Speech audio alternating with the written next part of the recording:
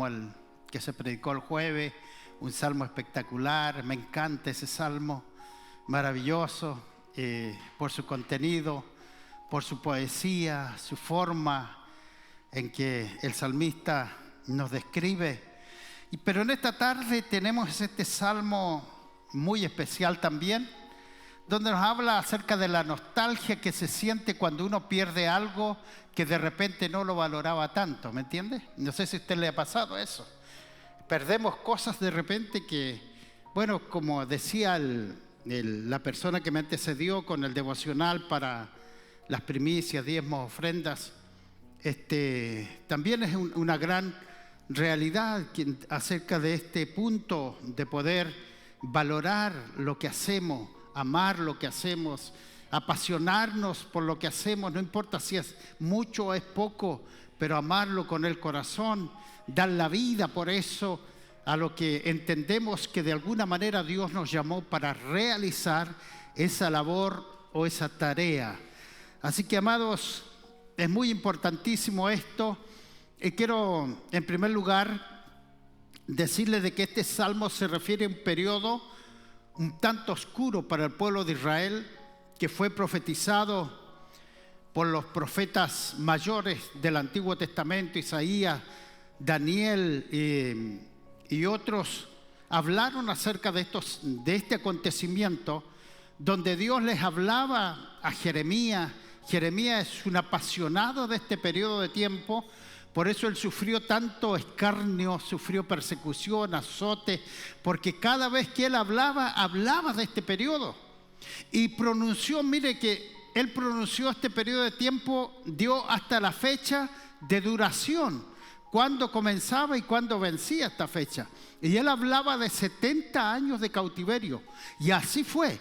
Y la Biblia lo describe en Nehemías, uno de los profetas menores, hermanos, que él dice que Dios despertó la buena palabra, o sea, despertó esta profecía, esta promesa de que Dios dentro de 70 años iba a restituir nuevamente la ciudad de Jerusalén, que había sido invadida por los babilonios. Ahora, amados hermanos, cuando escuchamos de Babilonia, ese fue un gran imperio muy poderoso y muy fructífero en su tiempo. Babilonia viene siendo uno de los imperios, uno de los pueblos más antiguos también de la Biblia, que en tiempos de Abraham también existían ya los babilonios con otro nombre, que se llamaban Ur de los caldeos. De ahí comienzan a nacer hasta que llegan a constituirse como un gran imperio bajo varios reinados. Y lo que está tratando en esta ocasión, el Salmo 137, habla acerca del gran rey Nabucodonosor I y Nabucodonosor II. Cuando Nabucodonosor II toma el mando del imperio babilonio, entonces el imperio comienza a debilitarse. Después viene Belsasar, otro hijo más de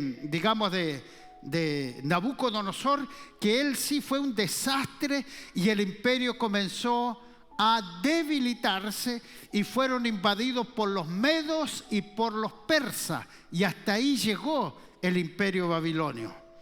¿Se acuerdan ustedes que hubo alguien de repente que escribía en la pared Tekel Menel Uparsin, que estaba diciendo: tu reino ha sido contado y ha llegado el tiempo de su término? Y, amado, eso le pasó a Belsasar, un desastre de rey del imperio babilonio. Ahora, cuando nosotros analizamos este Salmo 137, habla el primer texto, dice: junto a los ríos de Babilonia. Junto a los ríos de Babilonia. Aproximadamente, hermanos, este gran imperio reinó muchos años, y aproximadamente tuvo una duración de 2000 años de duración. Y entonces, en los tiempos del profeta Jeremías, en Lamentaciones, habla Jeremías abiertamente de la invasión y también del sufrimiento del pueblo de Israel. Mire, pongamos atención en esto. Yo estudiaba la razón por la cual el pueblo de Israel tuvo que ir al cautiverio. Dios utilizó el gran imperio babilonio para dispersar al pueblo de Israel, al pueblo de Dios. ¿Por qué? Porque entraron en un estado de desobediencia, en un estado terrible, calamitoso en el aspecto espiritual. Adoraban todo lo que le ponían por delante, menos a Jehová Dios de los ejércitos. Y entonces Dios lamentó profundamente que tenía que entregarlo en manos de los enemigos para que aprendan una lección. Pero en el corazón de Dios estaba de no hacer desaparecer a su pueblo. Estaba en el corazón de Dios que tarde o temprano iba a sacar del cautiverio una nueva generación, porque muchos de los que fueron al cautiverio, la gran mayoría, en este caso los papás y las mamás de ese tiempo, murieron bajo el reinado de Nabucodonosor, murieron en cautiverio. Pero la nueva generación fue la que Dios utilizó para despertar su promesa. Y Nehemías fue uno de ellos. Él era copero del rey en esos tiempos, de uno de los reyes de los medos, de los persas. Y él era copero, ¿me entiendes? Los coperos eran aquellos que le probaban el vino al rey antes de que él lo beba, para que no haya ser que esté envenenado. ¿Entiendes? Eso se utiliza mucho hasta en las monarquías, entre paréntesis o entre comillas, que hoy existen. ¿Entiendes? Que no tienen ni poder, simplemente de nombre nada más. ¿Me entiendes? Pero en esos tiempos era así. Había un copero que era muy importante su trabajo, porque de él dependía la vida del rey y de su familia. Entonces todo lo que comían y todo lo que bebían pasaba primero por el copero. Y Nehemías desarrollaba ese papel. Y la Biblia dice que cuando estaba llegando el tiempo de que Dios cumpla esa promesa de volver a su pueblo nuevamente a la ciudad de Jerusalén, para que reconstruyan los muros y para que reconstruyan la casa de Dios, que había sido por Nabucodonosor arrasada. No quedaron ni los cimientos, hermanos. Entonces era muy lamentable, muy triste ver cómo había quedado la ciudad de Jerusalén, toda destruida. Y alguien vino de Jerusalén, de los que quedaron, que no fueron deportados y quedaron allá, pero viajaron, y llegó a oídos de Nehemías de que su pueblo, sus hermanos que habían quedado en la ciudad arruinada, estaban viviendo, hermanos, en una pobreza terrible. Porque como los muros estaban derribados, entraban todos los días los enemigos y asaltaban y le quitaban lo poco que les quedaba, la comida y todo eso, hermano. Entonces estaban viviendo un periodo de tiempo muy difícil. Y Nehemías, hermanos, escuchó esos comentarios, y este hombre se puso a llorar y lamentó. Y él dijo: si pudiera viajar para allá. Y entonces habló con el rey, porque era muy bien visto. Y el rey le dijo: bueno, anda vos con una caravana, te voy a dar dinero, te voy a dar carta, para que nadie te impida el paso hasta que llegues allá. Te voy a dar provisiones, te voy a entregar todo un pueblo. Los que quieran salir, que salgan, que se vayan, que vuelvan a su tierra. ¿Por qué? Porque la buena palabra de Dios se había despertado. Esa promesa de Dios de que el pueblo volvería nuevamente, entonces se despertó, estaba dormida y Dios la despertó, hermanos, y volvieron nuevamente ahí. Ahora, el salmista hace recuerdo de ese periodo de tiempo, acerca de Babilonia y de los ríos. Lo primero que quiero traerle a su corazón, a cada uno de ustedes, es justamente la historia en sí, que dice que ellos se sentaban los días sábados, tal vez los días domingos, días de descanso que tenían, porque estaban en cautiverio. Cuando tenían la oportunidad, ellos tomaban sus instrumentos y recordaban de dónde habían venido. de dónde lo habían tomado obligadamente y de dónde venían, cuál era su cultura, su forma de vida, cuál era su manera de ser allá, que ahora se le estaba impidiendo completamente. No tenían adoración, no vivían en familia, no vivían en sociedad, hacían lo que se le decían a ellos que hagan. No vivían en libertad, vivían simplemente cautivos. Entonces ellos recordaban, y la Biblia dice, los textos que leíamos primeros, de que ellos lloraban cuando recordaban. Pero había una razón muy importante que le traía el recuerdo, hermanos, que ellos colgaban sus arpas, sus panderos, todos sus instrumentos musicales que en esos tiempos utilizaban, que hoy simplemente no se utilizan ya. Entonces los colgaban en las ramas de los sauces, y ahí estaban colgados, y los sauces eran adornados con esos instrumentos. Entonces ellos pasaban cerca de los árboles y veían sus instrumentos colgados, y eso les traía un dolor, les producía una angustia, les producía mucho daño en su espíritu, en su área emocional, en su área psicológica. Y ellos eran muy afectados por tristeza, una tristeza profunda, terrible.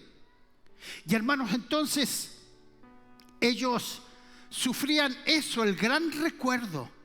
Pero lamentablemente había otra cosa que también les traía mucho dolor. Ella era que los mismos que le habían traído a cautividad ahora se burlaban de ellos, le hacían escarnio.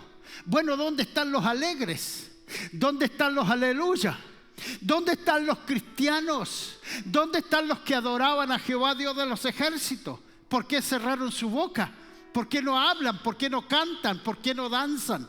¿Por qué no cantan esos cánticos de alegría que cantaban allá? ¿Qué le está pasando acá? Y entonces el salmista dice en uno de los textos que leíamos de que ellos replicaban y decían: ¿cómo cantaremos nosotros en esta condición en la que estamos? Si estamos tristes no podemos cantar cánticos de alegría, no podemos abrir nuestra boca y celebrar fiestas a Jehová Dios de los ejércitos si estamos en cautiverio. No contamos con libertad, no estamos con nuestra familia. Muchos de las familias, gran cantidad, la gran mayoría fueron separados, padres que nunca más vieron a sus hijos, o hijos que nunca más vieron a sus madres, porque fueron separados, unos llevados a una ciudad, otro a otra. Entonces la tristeza que les invadía a ellos era muy fuerte, pero también la burla que ellos recibían. Canten cánticos de alegría, decían ellos, y los judíos se entristecían, les dolía muchísimo su corazón, traía mucho dolor a su espíritu esto de las burlas que le ocasionaban. Gloria al nombre del Señor. Jeremías había dicho en Lamentaciones, o en el libro de Jeremías, en Lamentaciones capítulo 3, el verso 48 de Jeremías, de Lamentaciones, dice, Jeremías lo había dicho: ríos de agua echan mis ojos por el quebrantamiento de la hija de mi pueblo. Jeremías lo había profetizado esto, y por decir estas palabras era azotado.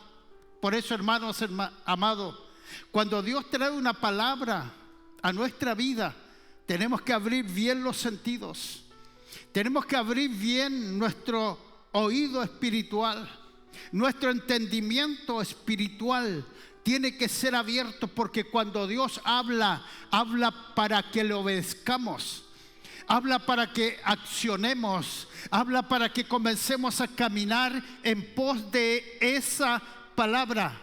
Si Dios te dijo algo, Dios lo va a cumplir.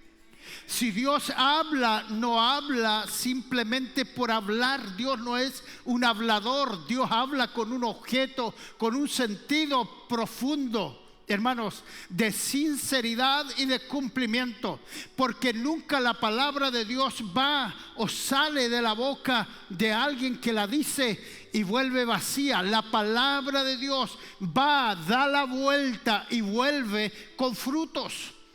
Vuelve con un cumplimiento. Si Dios te habló, es porque esa palabra va produciendo un rompimiento en la esfera espiritual y espera que Dios va a cumplir. Esa palabra va a venir y te va a juzgar si realmente estabas caminando en pos de ella.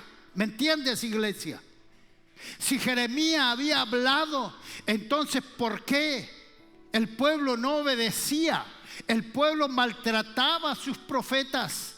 El pueblo estaba en otra, menos, digamos, direccionado hacia el propósito de Dios. No nos olvidemos que cuando hablamos de pueblo, era el pueblo escogido por Dios.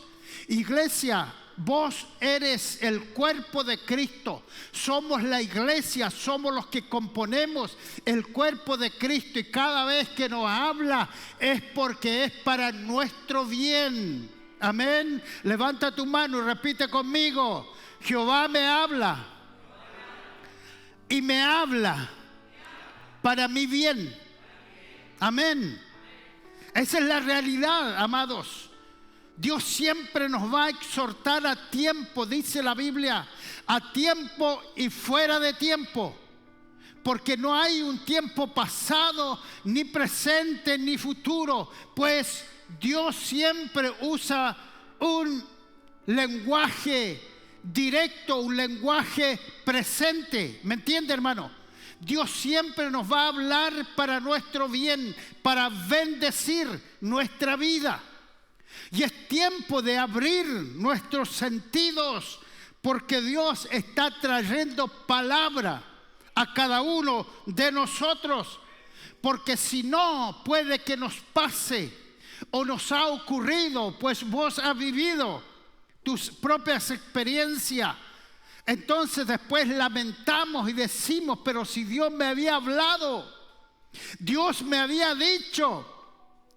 Y cuando me habló no me gustó, no quise obedecer, no quise entender. Dios nos está hablando porque nos ama, porque Él quiere mejorarnos, porque Él quiere que caminemos a una vida de más excelencia, con los pros, los contras. Con esa palabra que Dios nos trae, nos quiere enseñar para llevarnos a un nivel distinto, diferente. Por ello es importante entender qué es lo que habían perdido. Ellos perdieron algo muy importante. Escúcheme esto: ellos perdieron su libertad. Repita conmigo: perdieron su libertad. Cuando la Biblia nos habla y nos dice de que Él nos hizo libres, y nos hizo libres para su gloria, y estamos propensos a perder nuestra libertad. Cuando Dios nos salvó, nos sacó el yugo de, hermanos, de esclavitud sobre nuestros hombros. La Biblia habla de cadenas que fueron cortadas, cadenas generacionales, cadenas de maldiciones, de malas palabras que otros de repente habían lanzado contra nosotros, contra vos. Alguien te dijo: no sirves para nada, nunca vas a hacer nada, eres un mediocre. Pues Dios estaba diciendo lo contrario. Iglesia, por eso es pongamos oído. Cuando Dios nos habla, nos dice de que somos el pueblo amado y que no nos llamó por inservibles, nos llamó porque servíamos para su obra. ¿Me escuchas? Porque servíamos, porque para algo podíamos servir en su obra. Por ello es tiempo de levantarnos. Aquí no es lo importante lo que otros digan, sino lo que Dios dice de nosotros. Gloria al Señor, aleluya. Habían perdido su libertad. Muchos hoy caminan esclavos. No pueden soltarse de sus cadenas. No pueden sacarse el yugo de maldición que pesa sobre ellos. La Biblia dice que la unción pudre el yugo. Declaro en esta noche en el nombre de Jesús sobre mi ciudad de Río Grande que muchos yugos se empiezan a podrir y que muchas cadenas comienzan a cortarse, muchas maldiciones comienzan a debilitarse, y declaro la gloria de Cristo liberando las vidas en el nombre de Jesús. Perdieron su libertad, lo que más amaban. Y si hay cosas que de repente nos hacen perder nuestra libertad, son las enfermedades. De repente dependemos más de una enfermedad que de la vida misma. Cuando viene una enfermedad y se nos pega en el cuerpo, en un órgano interior, ya sea en el corazón, en la sangre o en cualquier área de nuestro cuerpo interior, entonces, hermanos, comenzamos a depender de remedios, de pastillas. Comenzamos a depender de esas cosas y perdemos nuestra verdadera libertad. Ya no podemos movernos. Ya no podemos ir a otros lugares como tal vez muchas veces lo hicimos, porque allá no está lo que necesito para mi salud. Levanta tu mano conmigo: Señor, líbrame. Decláralo: Señor, líbrame. Amén. Porque enfermo no le servimos al Señor. Enfermo nos volvemos esclavos, perdemos nuestra libertad. Dependemos del concepto de los médicos. Los médicos nos dicen: no puedes, tenés que quedarte acá, y tenemos que quedarnos por nuestra salud, porque ya no dependemos de nuestra voluntad, sino dependemos de lo que otro nos dice. Entonces eso viene siendo una cautividad. Levanta, hermanos, tu espíritu hoy. Entiende que esto es la realidad. Estamos viviendo en un mundo lleno de enfermedades, de cosas que se nos pegan en el cuerpo y nos enfermamos. Y eso viene siendo una cautividad. En el nombre de Jesús hoy nos levantamos y declaramos que somos sanos para la gloria del Señor. Que somos sanos. Y así como estamos sanos, entonces le vamos a servir al Señor. Porque después vamos a llorar con nuestros instrumentos colgados, que solo nos traerán recuerdos. Cuando yo alababa al Señor, cuando iba a la iglesia y ahora no puedo ir. Cuando antes iba donde papá, mamá, cuando iba con mis hermanos, ahora no puedo ir porque no puedo comer nada. Entonces entra la incomodidad y la falta de paz. Y empezamos a hundirnos en muchos aspectos.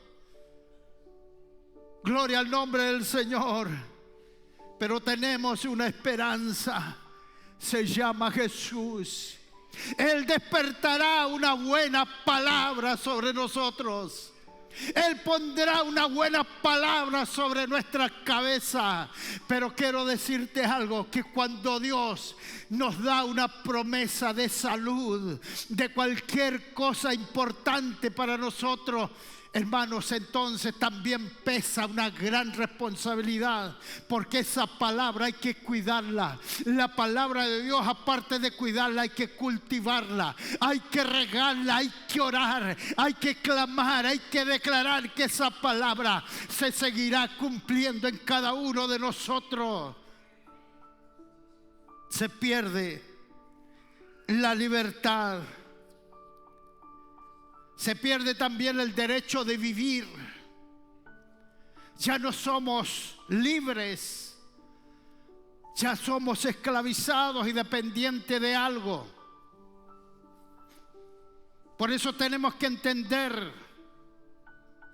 los que hoy son o somos saludables, de que debemos permanecer así con la ayuda del Señor. Les cuento un secreto. Yo cada vez que vengo a orar a la iglesia, quiero decirle que también he estado enfermo y bien complicado. Y cada vez que vengo a la iglesia me declaro sano. Y comienzo a orar por mis órganos. Mi corazón, Señor, guarda mi corazón. Mi vesícula, Señor. Guarda, Señor, mi sangre, limpia mi sangre. Señor, bendice mis pulmones para que no me falte el oxígeno en mi cuerpo. Bendice mi mente, bendice todo lo que tengo interiormente. Y me empiezo a acordar de uno por uno. Y el Señor a lo mejor tiene paciencia. Me dice, acuérdate de otros. No te acordás de otros. Y ahí quedo balbuceando y digo, ¿qué otra cosa más, Señor? Hermanos, es importante llevar todo nuestro cuerpo porque somos templo del Espíritu Santo. Perdemos la libertad y también perdemos el derecho de vivir en libertad. Ahora también se pierde el derecho de vivir en su propia casa. Quiero en esta hora, yo meditaba en esto. Meditaba muchísimo en esto. Cuando Nehemías volvió de la cautividad, después de esta experiencia, con un gran remanente de hombres y mujeres y niños, nuevamente a tomar posesión de esa vieja ciudad destruida. Y comenzaron a trabajar y comenzaron a levantar nuevamente los muros. Y comenzaron tres cosas muy importantes. Los muros, sus propias casas, donde iban a vivir cada familia. Las puertas.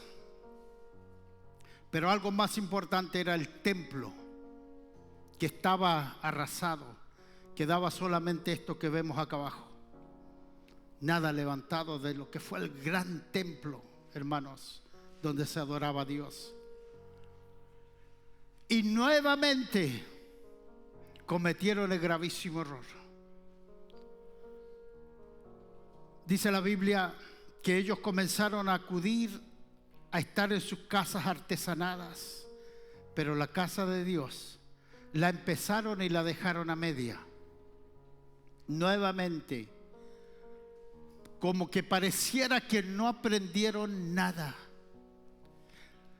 porque como que se acostumbraron a no adorar a Dios, de no entregarle la gloria al Señor. Así que se acomodaron nuevamente en sus casas, y el profeta les exhortaba: vosotros que corréis a vuestras casas artesanadas, hermosas casas, y te habéis olvidado de lo principal, la casa de Dios. No hay nada mejor,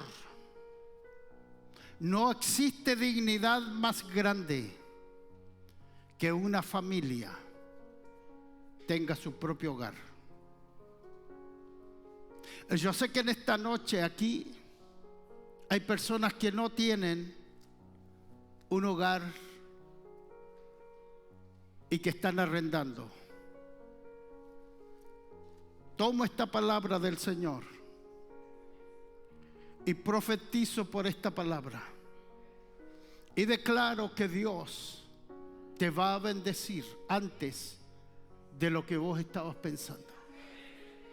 Sé que estuviste pensando y estuviste diciendo y de repente te amargaste.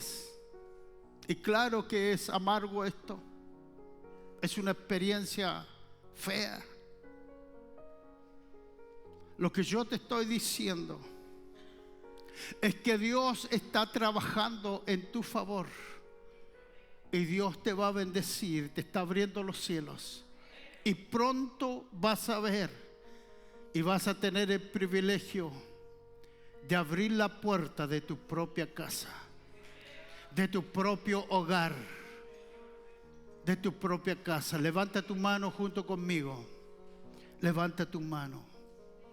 Profetizo, repite conmigo, profetizo por el poder de esta palabra, que pronto Dios me vas a dar mi hogar para vivir dignamente y en paz con mi familia. Dale un aplauso al Señor. Gloria, aleluya. Gloria a Dios. Perdieron el derecho de vivir en familia, en su propio hogar. Eso es lo que trae, hermanos, la cautividad. Colgaste tu pandero, colgaste tus arpas. A lo mejor estás a punto de colgar tu talento, tu potencial, y querés dejarlo ahí exhibiendo,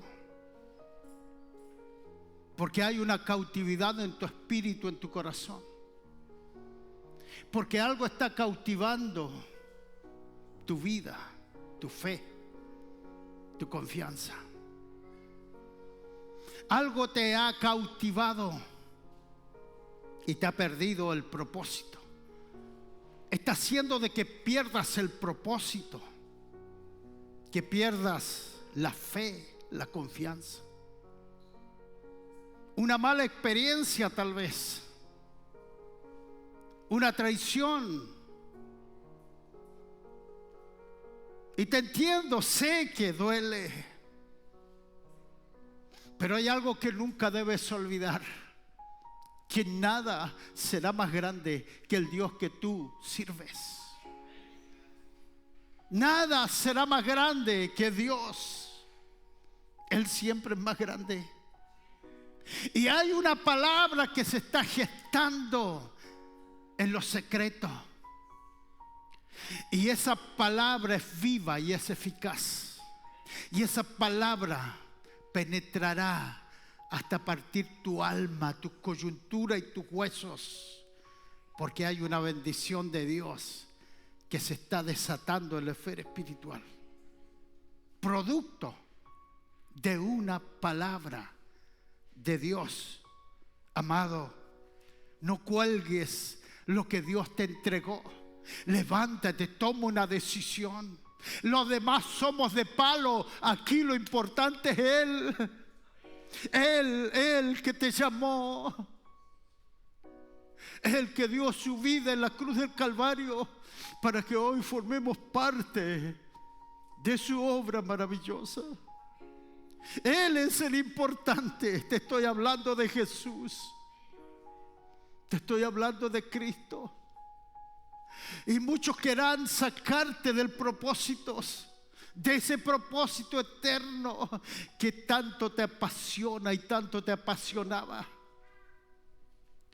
de eso que te hacía caminar, de eso que no importaba la hora y no importaba la distancia, llegabas igual y servías igual, porque entendiste que Cristo era el que te había llamado.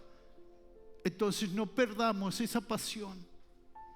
No colguemos nuestro potencial, no colguemos, amado, lo sagrado que Cristo puso en nosotros.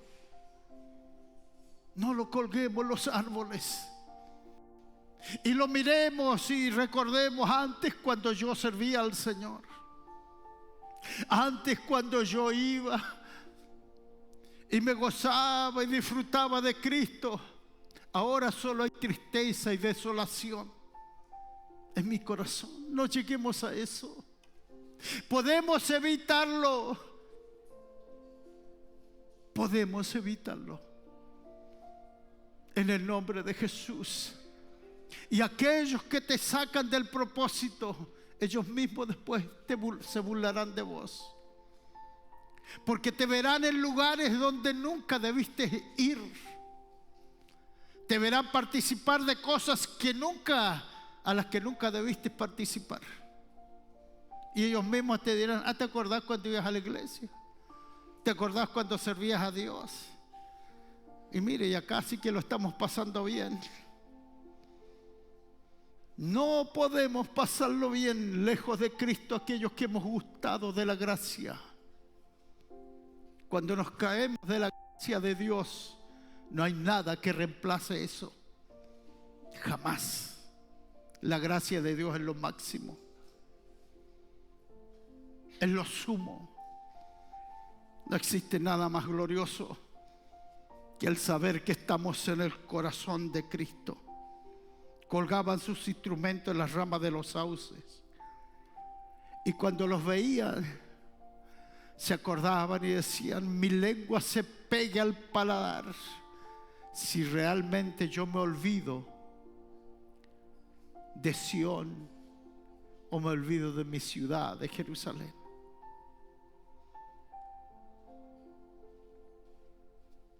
Que mi diestra,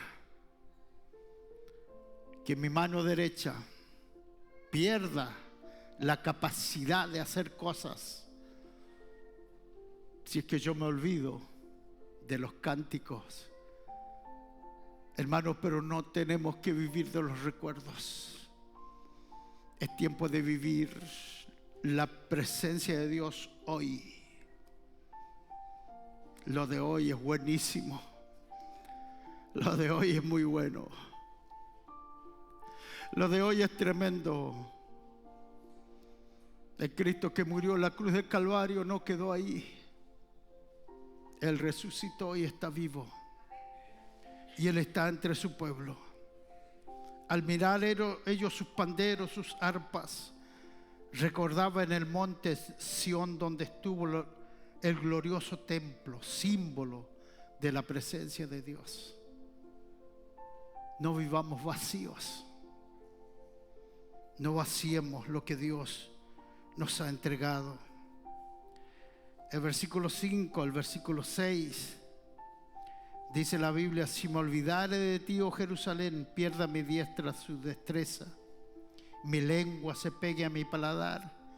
Si de ti no me acordare, si no enalteciere a Jerusalén como preferente asunto de mi alegría. Esto sí que es bueno. El servir a Dios es bueno, es lo mejor, es lo mejor. Para terminar, dice los versículos 7 al 9,